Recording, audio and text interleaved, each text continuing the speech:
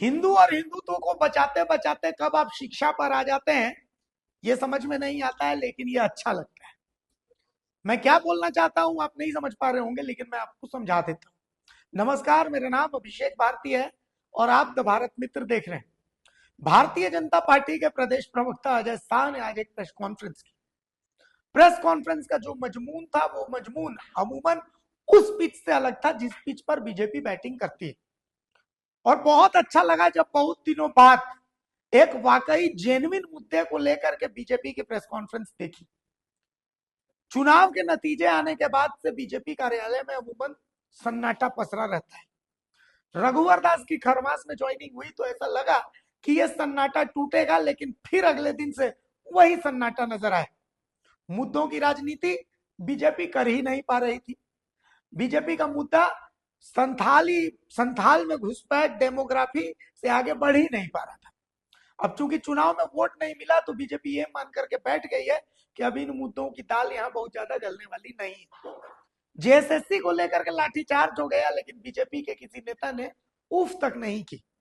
JPSC को लेकर के इतना विवाद चल रहा है, लेकिन बीजेपी के जो नेता है ट्वीट करने से आगे बढ़ ही नहीं पा रहे हैं।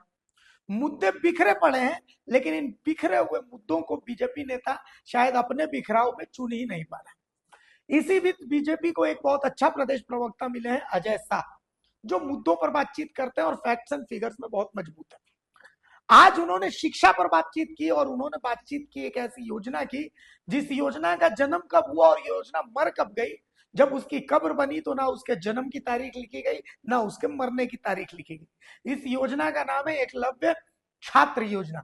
एकलव्य छात्र योजना के तहत आंकड़ों के साथ अजय शाह ने बताया कि कैसे हेमंत सरकार ने एक बहुत जबरदस्त योजना शुरू की थी, जिस योजना के तहत आईएएस की तैयारी करने वाले बच्चे, यानी सिविल सर्विसेज की तैयारी करने वाले बच्चे, इंजीनियरिंग की तैयारी करने वाले बच्चे, मेडिकल की तैयारी करने वाले बच्चों के लिए स्कॉलरशिप का प्रावधान था।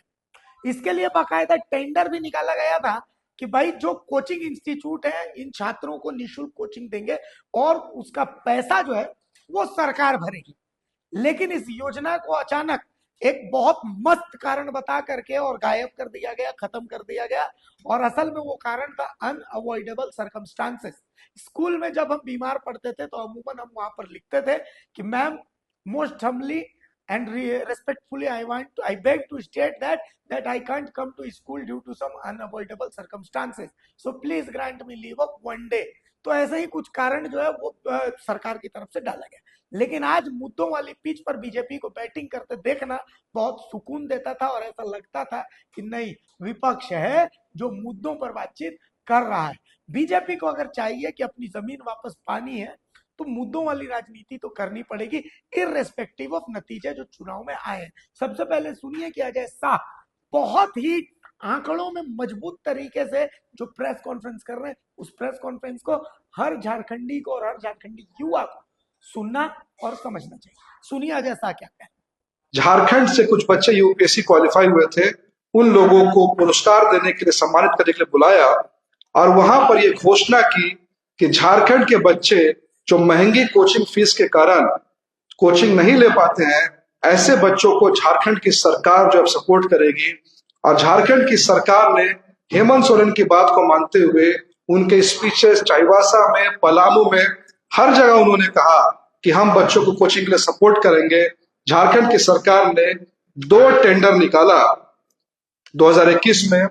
पहला जो टेंडर है, ये टेंडर फॉर्म आप मेरे सामने देख सकते हैं, इसका नाम रखा गया एकलव्य प्रशिक्षण योजना 2023 और ये टेंडर निकाला गया था 14/9/2023 को, ईओआई रेफरेंस नंबर 156 बजट। दूसरा टेंडर उसी दिन निकाला गया जिसका नाम रखा गया मुख्यमंत्री शिक्षा प्रोत्साहन योजना 2023, same date 14/9/2023, EOI reference budget 157। ये जो निकाला गया टेंडर, इसका मकसद क्या था, इसका ऑब्जेक्टिव क्या था, वो बस 2-3 लाइन का है। वो पढ़ने से चीजें समझ में आएगी। बस मैं हूबहू जो सरकार ने निकाला उसको पढ़ूंगा मैं। The Department of Higher and Technical Education, Government of Jharkhand, in its bid to enhance employment opportunities available to the youth of Jharkhand, The state government is launching the Eklavya Parishikshan Yojana herewith.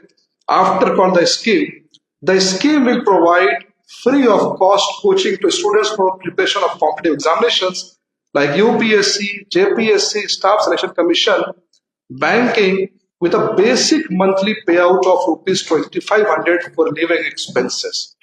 यानी इस tender का मकसद ये था कि झारखंड के बच्चों को यूपीएससी जेपीएससी के लिए कोचिंग दी जाए और सरकार की तरफ से 2500 रुपए पर मंथ की जो है सहायता वो दी जाएगी। अब ये कितने बच्चों को दिया जाना था, ये आंकड़े काफी चौंकाने वाले हैं। मैं आंकड़े आपके सामने बस पढ़ूंगा जिससे आपको इस टेंडर की ग्रेविटी का अंदाजा होगा। यूपीएससी की तैयारी करने वाले 1000 बच्चों को हर साल सरकार स्कॉलरशिप देगी। जेपीएससी की तैयारी करने वाले 2000 बच्चों को, बैंक पीओ के लिए 2000, बैंक क्लर्क के लिए 5000, रेलवे रिक्रूटमेंट बोर्ड के लिए 8500, स्टाफ सिलेक्शन कमीशन के लिए 8500, यानी कुल मिलाकर के 27000 बच्चों को स्कॉलरशिप देने की योजना थी ये योजना। टेंडर नंबर 2 की तरफ ध्यान दें तो यहां पर जो बच्चे इंजीनियरिंग की तैयारी करते हैं, आईटीजे की तैयारी करते हैं, ऐसे 3000 बच्चे, मेडिकल नीट के लिए 2000, क्लैट लॉयर जो बच्चे बनते हैं जुडिशरी में जाएंगे उनके लिए 1000 बच्चे, मास कम्युनिकेशन जिससे आप लोग आए हैं उसमें 500, फैशन डिजाइनिंग करने के लिए 500 बच्चे, होटल मैनेजमेंट के लिए 500 बच्चे, सीए बनने के लिए 500 बच्चे, टोटल 8000।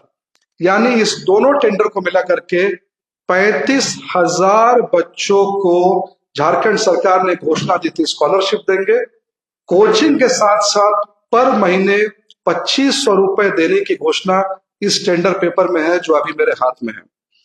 और अगर इसका वॉल्यूम आप कैलकुलेट करेंगे तो ये टेंडर वॉल्यूम है 350 करोड़। यानी झारखंड सरकार का वादा था इस टेंडर के तहत कि हम 350 करोड़ रुपए हर साल झारखंड के 35000 बच्चों पर खर्च करेंगे। और ये 35000 बच्चे बहुत बड़ा जो है वॉल्यूम है। ये किनको मिलना था? एसटी, एससी, ओबीसी, झारखंड में जो कम कमाई वाले बच्चे हैं उनको मिलना था और जिनके पास झारखंड का डोमिसाइल सबको मिलना था। लेकिन इस टेंडर के निकलने के बाद पूरे देश में बहुत बड़े बड़े कोचिंग इंस्टीट्यूट्स ने इसमें इंटरेस्ट शो किया। मेरे पास लिस्ट है और इस इंस्टीट्यूट्स में आप देखेंगे तो यहाँ पर चहल एकेडमी, दृष्टि IAS, vision IAS, made easy जो कि ईएस और आईएएस के लिए इंडिया का सबसे बड़ा संस्थान है, केडी कैंपस, पैरामाउंट जो कि रेलवे और एसएससी के लिए सबसे बड़ा इंस्टीट्यूट, सब लोगों ने इंटरेस्ट दिखाया। पर इन सबको कुछ ना कुछ एक्सक्यूज लगा करके यहाँ पर लिखा है, मेड इजी वाले कोचिंग में लिखा है फाइनेंस नॉट एडमिटेड। ये बात कहीं से भी पछने वाली बात जो है वो नहीं है। इसके बाद झारखंड सरकार की तरफ से एक नोटिफिकेशन आता है और सिर्फ एक लाइन में कहा जाता है the tender has been cancelled due to some unavoidable circumstances. ये 2023 की बात है और आज हम 2025 में जो आ चुके हैं। इस टेंडर को लेकर के हमारे कुछ सरकार से सवाल है जो एक एक करके मैं सवाल जो है उसको शॉर्ट कर रहा हूं। सबसे पहला सवाल तो ये है कि इतना बड़ा टेंडर जो कि झारखंड के 35000 बच्चों को मिलना था, और अगर आप देखा जाए तो एक बच्चा जब नौकरी पाता है तो डायरेक्ट रूप से वो कम 100 लोगों को इफेक्ट करता है। यानी 3.5 करोड़ लोग आप समझ सकते हैं कि इससे इफेक्टेड होंगे अगर वो 1000 को इफेक्ट करेगा तो। यानी कि पूरे झारखंड के पॉपुलेशन को इफेक्ट करने वाला टेंडर क्यों कैंसिल किया गया? क्या ऐसी विडंबना थी कि बार बार मुख्यमंत्री जी ने भाषण देने के बावजूद इस टेंडर को कैंसिल किया? नंबर 2, इस टेंडर में यह लिखा हुआ है कि बजट का प्रावधान इसको पहले से था। बजट संख्या 156, बजट संख्या 157। तो जिस प्रोग्राम को इंप्लीमेंट करने के लिए पहले से ही बजट का फंड अलॉटेड था, उस बजट के फंड का क्या हुआ? क्या उसको सरेंडर कर दिया गया? क्या किसी दूसरे डिपार्टमेंट में शिफ्ट कर दिया गया? या डिपार्टमेंट ऑफ हायर एजुकेशन में वो पैसा अभी भी वहीं का वहीं है? क्वेश्चन नंबर 3, जो एक लीडिंग क्वेश्चन मैं डाल रहा हूं, क्या सरकार ने इस टेंडर को इसलिए नहीं पास किया क्योंकि उनको कोई मन चाहा इंस्टीट्यूट नहीं मिला जिसके साथ में साठ गांठ करके वो मन चाहा तरीके से इसको इम्प्लीमेंट कर सके? ये भी सवाल या निशान हम सरकार पे जो है वो लगा रहे हैं। नंबर 4 क्वेश्चन ये है कि जिसको टेंडर को पास हुए 1.5 साल हो गए, वो टेंडर अब कब आएगा? क्योंकि ज्यादातर बच्चे, ऑलमोस्ट सारे बच्चे, आपके भी घर में बहुत सारे बच्चे यूपीएससी की तैयारी करते होंगे, कोई नीट की तैयारी कर रहा होगा, वो सबके सब बच्चे कोचिंग कब ज्वाइन करते हैं? वो अप्रैल में ज्वाइन करते हैं, मार्च में सेशन जब खत्म होता है। यानी ये टेंडर अगर 1 महीने में नहीं आया तो इस टेंडर का इम्प्लीमेंटेशन हुए 3 साल पूरा हो जाएगा। यानी एक तरह से आपने जो है वॉश आउट कर दिया स्टूडेंट्स का, 3-4 साल कंप्लीट आपने जो है वो वॉश आउट कर दिया। उसके बाद नेक्स्ट हमारा एलिगेशन ये है कि इस टेंडर को निकलने के कुछ समय बाद चंपाई सोरेन जी झारखंड के मुख्यमंत्री बने थे।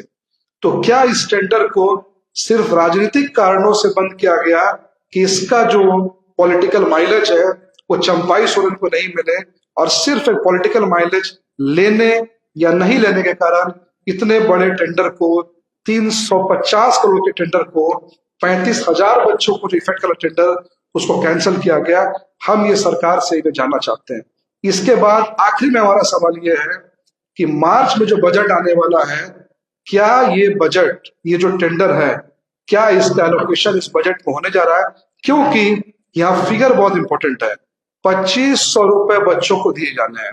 तो मतलब ये है कि आपने किसी की माँ को 2500 रुपए दिए, किसी की बहन को 2500 रुपए दिए, लेकिन वो बेटा जो 2500 लेने के बाद में इंजीनियर बन सकता था, डॉक्टर बन सकता था, आपने उसी को 2500 रुपए नहीं दिए। यानी कि एक हाथ से देना और एक हाथ से लेना, ऐसा जो है वो प्रतीत होता है। तो अब जब आप सुन चुके हैं तो आज बीजेपी का मूड अपने पिच से अलग था। बीजेपी अमूमन स्थानीयता, झारखंडियत की बातों से दूर भागती है। कम से कम यही इमेज लोगों के मन में बीजेपी को लेकर के है। बीजेपी को एसटी वोट इसीलिए तो नहीं मिले क्योंकि ये कहा जाता है कि बीजेपी झारखंडियत से दूर की पार्टी है। बीजेपी दफ्तर में जब आप घुसिएगा तो सबसे पहले जो आपका स्वागत करेगा वो आपसे पूछेगा का हो, का हाल बा। और यही चीज बीजेपी की कब्रगाह बन रही है झारखंड में। बीजेपी यहाँ के स्थानीय मुद्दों को लेकर के दूर भाग रही है। सरना धर्म कोड पर बीजेपी का स्टैंड क्लियर नहीं है। बीजेपी का स्टैंड 1932 खतियान आधारित स्थानीयता पर क्लियर नहीं है। बीजेपी का स्टैंड कुर्मी को एसटी का स्टेटस देने पर क्लियर नहीं है। बीजेपी का स्टैंड कुर्मी को एसटी का स्टेटस देने पर क्लियर नहीं है। लेकिन आज अजय शाह ने प्रेस कॉन्फ्रेंस की शुरुआत ही की तो झारखंडियत की आवाज के साथ की। उन्होंने बताया कि महात्मा गांधी ने सिविल सर्विसेज को लेकर के क्या कहा है और वल्लभ भाई पटेल ने सिविल सर्विसेज की तैयारी को लेकर के क्या कहा है, ब्यूरोक्रेसी को लेकर के क्या कहा है, और इसके बाद उन्होंने झारखंडियत की आवाज भी बुलंद की। वो भी आप एक बार सुन लीजिए। देश के जितने ब्यूरोक्रेट्स है, ब्यूरोक्रेसी है, एडमिनिस्ट्रेशन है, उसमें उन लोगों का कब्जा है जिन लोगों को अंग्रेजों ने बनाया है। अंग्रेजों ने उनकी ट्रेनिंग दी, अंग्रेजों ने उन्हें जॉब दिया और उनको इस तरीके से बनाया कि उस देश को जो है अंग्रेजों के इंटरेस्ट पे लूटे। इसलिए इस पूरे के पूरे सिस्टम को जो है बंद कर दिया जाना चाहिए। लेकिन सरदार पटेल ने इस पर कहा कि अगर हम इस पूरे एडमिनिस्ट्रेटिव सिस्टम को अचानक से बंद करेंगे तो पूरा का पूरा सिस्टम कोलैप्स कर जाएगा। इसलिए इस सिस्टम को बंद ना किया जाए बल्कि इस सिस्टम को रिफॉर्म किया जाए ताकि ये भारतीयता की सोच में जो ढल जाए। कहने का मतलब ये है कि जब भी कोई देश अलग होता है, कोई प्रदेश अलग होता है, कोई गांव अलग होता है, तो वो सही मायने में उन लोगों का तभी होता है जब उसको सिस्टम में जो लोग हैं, एडमिनिस्ट्रेशन में जो लोग हैं, वो वहां के लोग हों। सेम चीज मानना था जयपाल सिंह मुंडा जी का। साइमन कमीशन में भी झारखंड अलग होने की बात चली थी और उस समय यह बात हुई कि झारखंड अलग या फिर झारखंड सही मायने में झारखंड का तभी हो पाएगा जब झारखंड के एडमिनिस्ट्रेटिव सिस्टम में झारखंड के रहने वाले लोग हो, झारखंड के आईएएस हो, झारखंड के आईपीएस हो, जेपीएससी में झारखंड के लोग हो, या के डॉक्टर झारखंड के हो, इंजीनियर्स डॉक्टर्स के हो, तभी सही मायनों में झारखंड जो है वो झारखंड का कहलाएगा। इसी सोच को आगे बढ़ाते हुए कई सारे हमारे प्रदेश के जो प्रदेश है हमारे देश में, उनकी ऐसी अभिलाषा रही कि हमारे ही प्रदेश के जो लड़के हैं वही ब्यूरोक्रेसी में आगे बढ़े, तभी सही मायने में जो है प्रदेश का विकास हो पाएगा। तो अब जब आप सब कुछ सुन चुके हैं तो ये बड़ा सुकून देने वाला है कि बीजेपी ने अपनी पिच चुन ली है। बस इस पर उसको नॉट आउट रहना पड़ेगा, वोट अपने आप आएंगे। अगर बीजेपी ये सोच रही है कि सिर्फ चुनाव में मेंढक की तरह फुदक फुदक कर हिमंत बिस्वा शर्मा वाला फॉर्मूला उनको वोट दिला देगा तो एक बार तो वो फेल हो चुके हैं, आगे भी फेल होते रहेंगे। एकजुटता के साथ मुद्दों वाली राजनीति अगर वो करेंगे तो आने वाले समय में उनका भला हो सकता है। तो अब देखना है जेएसएससी, जेपीएससी और इस कोचिंग वाले मुद्दे को बीजेपी आगे कितना भुना पाती है, क्योंकि अजय शाह के प्रेस कॉन्फ्रेंस में बगल में अशोक बड़ाई बैठे थे, लेकिन अब तक बीजेपी के किसी बहुत बड़े नेता ने अजय शाह के इस मुद्दे को लेकर के समर्थन नहीं दिया है, न इसको लेकर के ट्वीट हुआ है। तो अब देखते हैं जेपीएससी, जेएसएससी से इतर कोचिंग और स्कॉलरशिप को लेकर के छात्रों के इस मुद्दे पर बीजेपी के बड़े नेता कितने मुखर होते हैं और अजय शाह को कितना साथ मिल पाता है। नमस्कार, जोहर।